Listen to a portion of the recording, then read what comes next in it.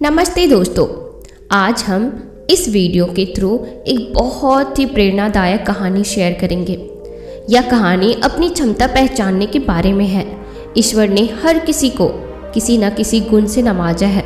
हर किसी में क्षमता और सामर्थ्य है, आवश्यकता है उसे पहचानने की। आलसी आदमी की ये कहानी आपको अपने भीतर छुपी क्षमता पहचानने की सीख देगी, तो पूरी कहानी जरूर सुनिएगा। एक गांव में एक आलसी आदमी रहता था।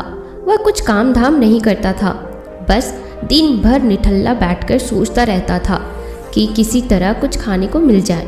एक दिन वह यूं ही घूमते घूमते आम के एक बाग में पहुंच गया। वहां रसीले आमों से लदे कई पेड़ थे। रसीले आम देख उसके मुंह में पानी आ गया और आम तोड़ने के लिए वह एक पेड़ पर चढ़ गया। लेकिन जैसे ही वह पेड़ पर चढ़ा, बाग का मालिक वहां आ पहुंचा। बाग के मालिक को देख आलसी आदमी डर गया और जैसे तैसे पेड़ से उतरकर वहां से भाग खड़ा हुआ। भागते भागते वह गांव के बाहर स्थित जंगल में जा पहुंचा। वह बुरी तरह से थक गया था, इसीलिए एक पेड़ के नीचे बैठकर सुस्ताने लगा।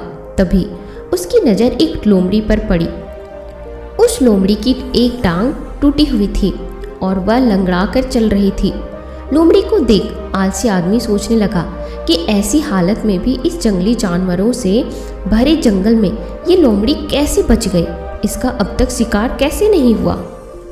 इसी जिज्ञासा में वह एक पेड़ पर चढ़ गया और वहां बैठकर देखने लगा कि अब इस लोमड़ी के साथ आगे क्या होगा।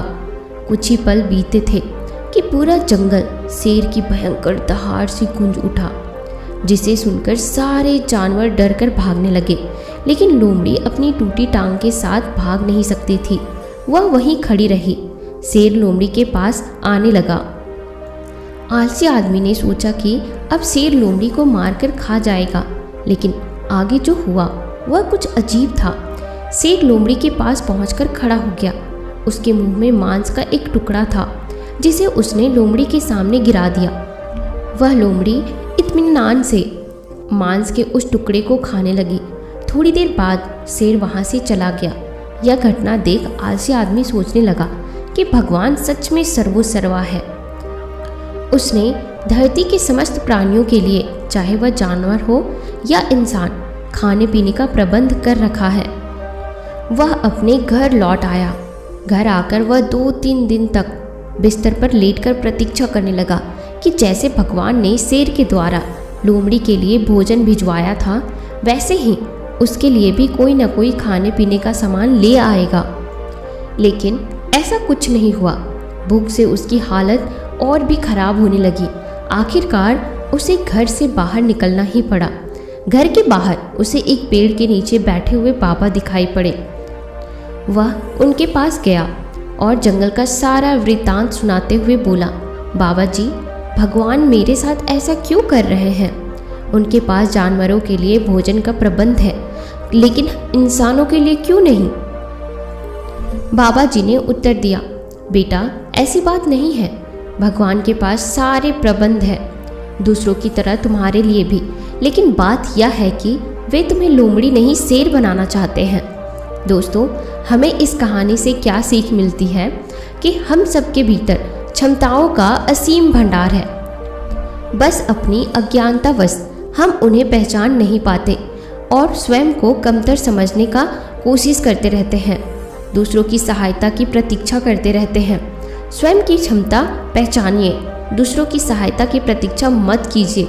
इतने सक्षम बनिए कि आप दूसरों की सहायता कर सके।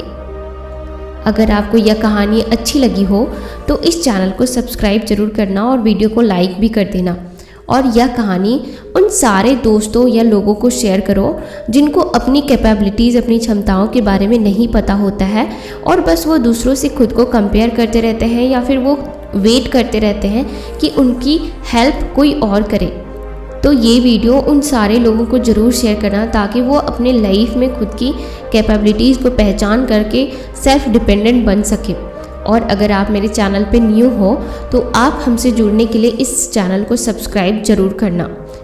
मिलते हैं नेक्स्ट कहानी में, तब तक के लिए आप अपना ख्याल रखो।